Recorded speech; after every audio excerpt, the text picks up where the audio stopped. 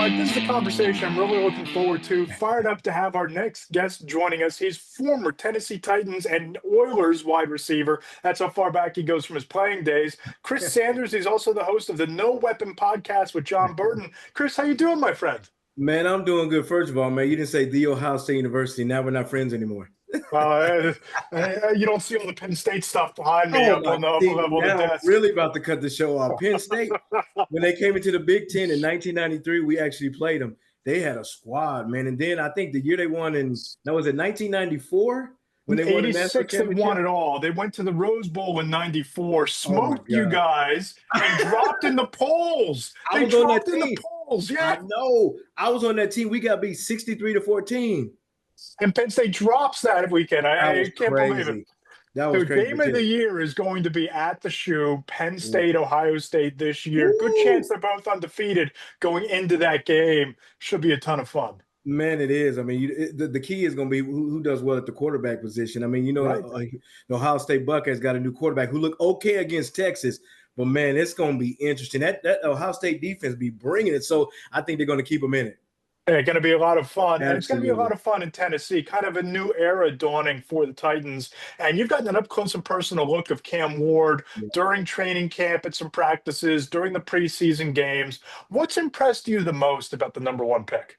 There's two things. Number one, he's got great poise. I mean, he looks like a veteran out there. I'm not saying he makes the right decisions all the time, but he just has great poise. He has great confidence. And from day one, he won his teammates over, not just the offense, the defense, and the special teams. If you just watch him in practice, it looked like he's been there for 50 years. He's arguing with Jeffrey Simmons. He's making plays, but also he's just poised in the huddle. But then also away from that, his decision making. I mean, you watch him make his decision making. His decision making is, I'm not saying it's there yet. I'm being careful what I'm saying. It's not there yet, but just watching him on 7-7, just watching him on team, there was when he was, I think it was about a week and a half, 2 weeks ago, he threw 6 interceptions, but he came back and he learned and made the right decisions. That what makes him so special. For sure. And I wanted to ask you about the Jeffrey Simmons situation because that went viral. He's doing his dance. He's getting in his face during practice. You've been in locker rooms. You've been in huddles with some elite quarterbacks. What message does that send to the other offensive players and the rest of the roster that you're not afraid to go up against as a rookie, a dominant veteran defensive player like that in practice and kind of shove it in his face? First of all, Cam Ward didn't want no parts of that. You hear when you did the press conference, you're like, man, that dude is strong. I mean, it's just all in the attitude of wanting to get better. Sometimes, tempers flare, but at the end of the day, they both said they left it on the field. But when you're getting in Jeffrey Simmons' face that he'll tear somebody's helmet off and do all those things, but it just shows you that he's won over his team. And then if you look, it's a funny thing that I looked at when they had a scrimmage, I think it was about a week ago or 2 weeks ago, that they were consistently on the sidelines together. It shows you that even though they had an argument, even though they had a situation in practice, those guys actually love each other. And then on the flip side, they actually did a story of them going fishing together. They went fishing together. Wow. Yeah. And you got Jeffrey Simmons on one boat. You got Cam Ward on another boat. And those cats are arguing like, man, you can't catch a fish. You stink. I mean, they're just consistently getting after each other. You love the competitiveness, but at the end of the day, they're brothers as Tennessee Titans.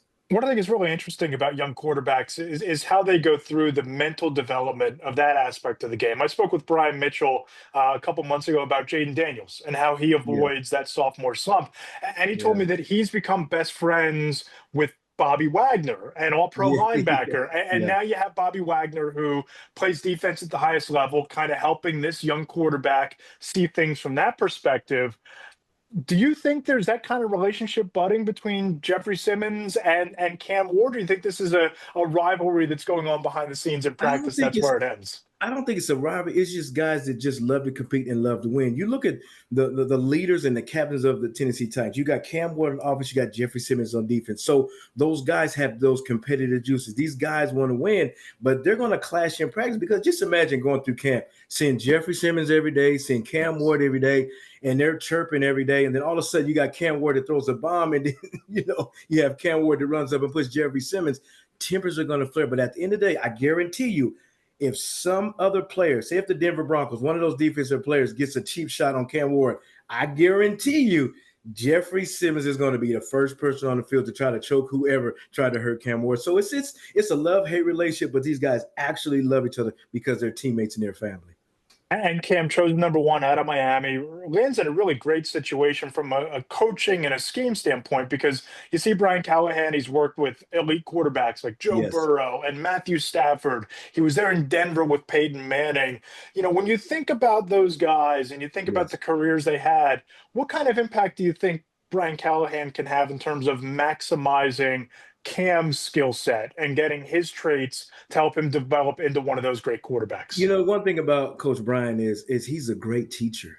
I mean, when you have a quarterbacks coach and offensive coordinator, you have to be a great teacher. Yeah, you can talk about the X and O's, you can talk about all these things, but he's building a relationship with Cam Ward. And once you build a relationship with Cam Ward, then now you can see him develop into a great quarterback. Because I've been in some situations where you have a quarterback that don't like the offensive coordinator, and it's just a total disaster. But these guys actually love each other. And then you got a great coach. It's a great teacher to teach you the X and O's, to teach you about blitzes, to teach you the front because he's seen it all. So now you have two things that are working together for Cam. You got a coach that has a relationship with Cam Ward, and then you have a guy that's a great teacher. It's a recipe for success.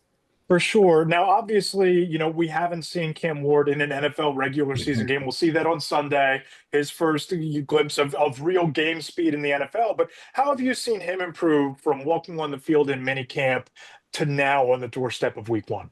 Just correcting his mistakes. I mean, Yeah. we always talk about rookies coming in and consistently making mistakes over and over again because we always talk about this league. The people that stay in the league the longest is a person that's consistent. And I think that, with him, yes, he threw like 6 interceptions in one practice and made some mistakes, but we haven't talked about it anymore. Why? Because he went in the room and said, okay, let me fix what I need to fix. And he corrected those mistakes. So it just shows you that he's maturing as a quarterback, he's maturing as a student of the game. And he's understanding that if I make the mistake, I'm not gonna make that same mistake again. And that's what's making him special. I'm not saying he's there yet. Because he's going against a top 10 defense. But learning from his mistake, correct his mistake, it just shows you that he's developing into a good quarterback. It's that whole mentality of whether it was an interception, the last throw, or a 50-yard touchdown, you get to the Yeah. sideline, you look at it on the tablet, and then it's over and you're on to the next play.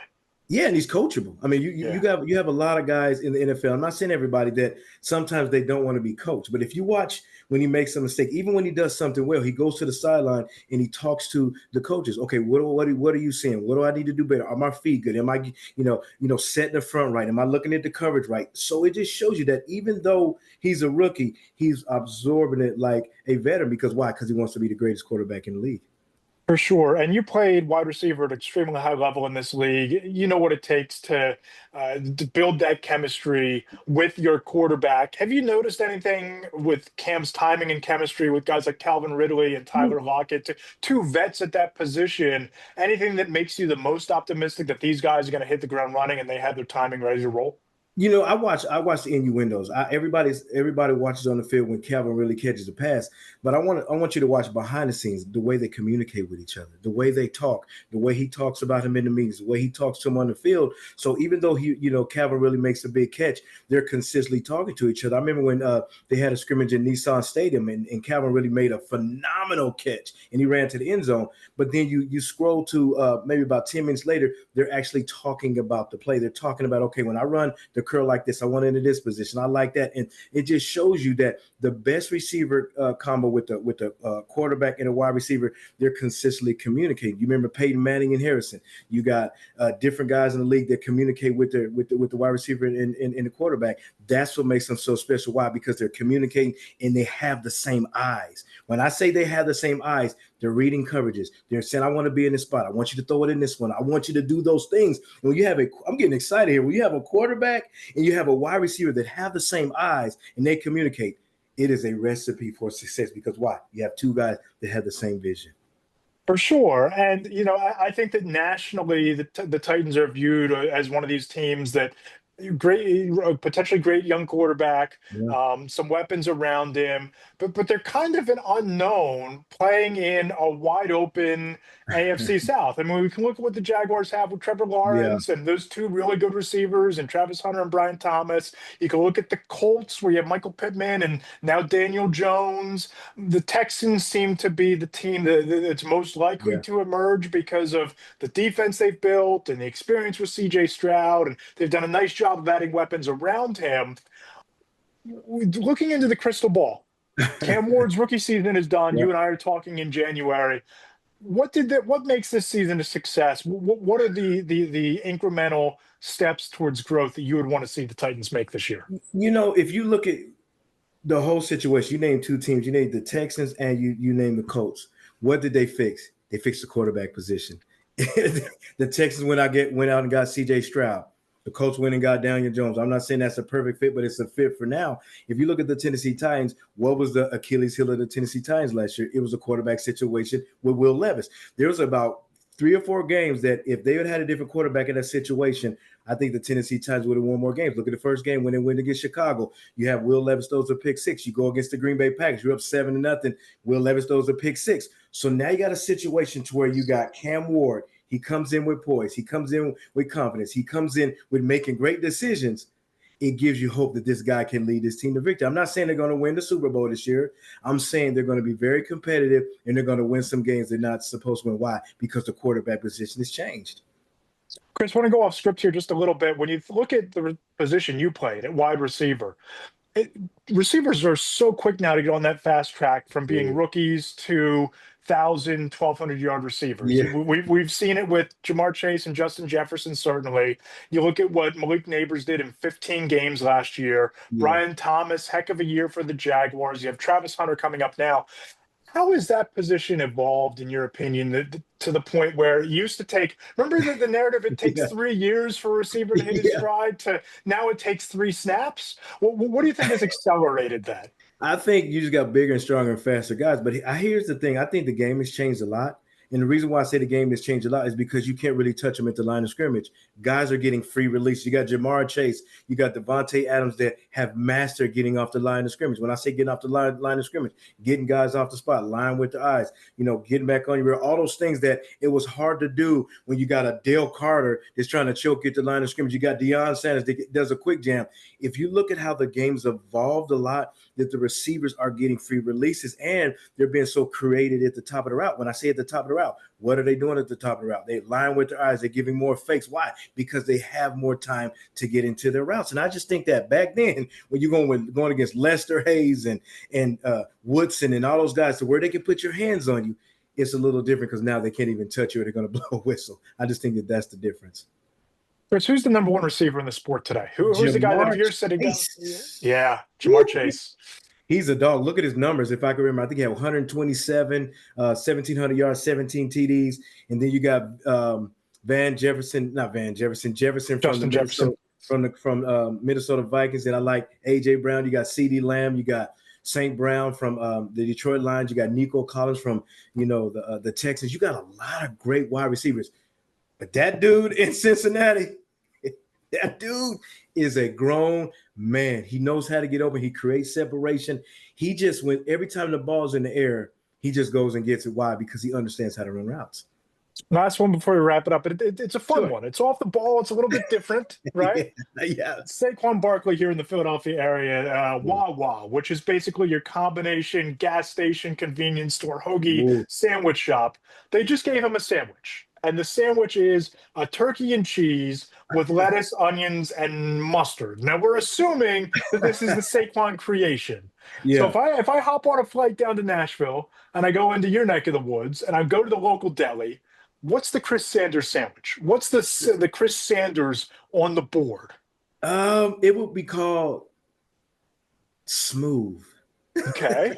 What's in the sandwich? Nice and simple. Just have some ham, some cheese, some barbecue sauce, some Worcester sauce. I know that sounds kind of goofy. And then put some with a big old glass of Kool-Aid. Oh, the Kool-Aid. Gotta have the Kool-Aid. Absolutely.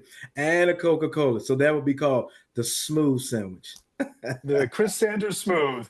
Chris, it's been a lot of fun. Make sure you follow Chris at 81_ways on Yes, sir. Instagram. Check out the podcast, the No Weapon podcast with John Burton, Yeah, and look forward to checking in with you further on up the road about Cam Ward and the Titans moving absolutely. forward. Oh man, call me anytime, man. I love doing the show, and it's an honor to be on your show, my friend.